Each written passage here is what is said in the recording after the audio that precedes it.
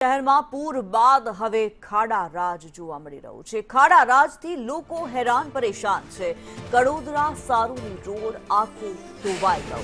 દર વર્ષે વરસાદમાં આ જ સમસ્યા હોવાની ફરિયાદ સ્થાનિકોની છે। વાહન ચાલકોને ભારે હાલાકી પડે છે।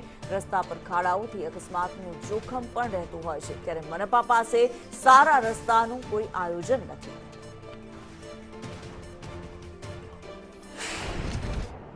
સુરતમાં ખાડીપુરે તો સુરતીવાસીઓને હેરાન કર્યા। હવે ખાડીપુર બાદ ખરાબ રોડ રસ્તા છે તે સુરતીવાસીઓની કમર તોડી રહ્યા છે। અત્યારે આપણે સુરતના કડોદરા હાઈવે પર છે, જોઈ શકાય છે કે કઈ રીતના જે દ્રશ્યો છે સારોલી કડોદરા રોડના જાણે ડિસ્કો રોડ બની ગયો એ પ્રમાણેના દ્રશ્યો છે તે સામે આવ્યા છે।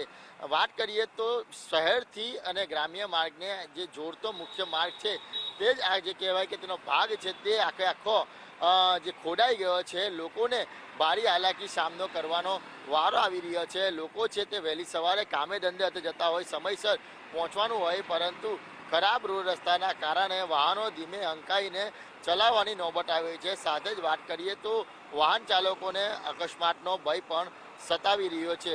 દર વર્ષે આ રોડની સમસ્યા છે। જ્યારે વરસાદ વરસે છે ત્યારે સુરતના રોડ રસ્તા છે તે બદથી બદતર બનતા હોય છે।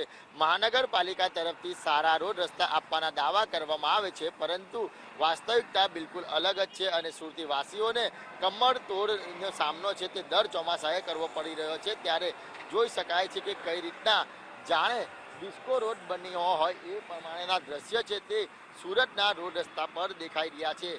અનેક લોકોને ભારી હાલાકીનો સામનો કરવો પડી રહ્યો છે। ત્યારે વહેલી તકે મહાનગરપાલિકા આ રોડ રસ્તા રિપેર કરે તેવી લોકોની માંગ ઉઠી રહી છે।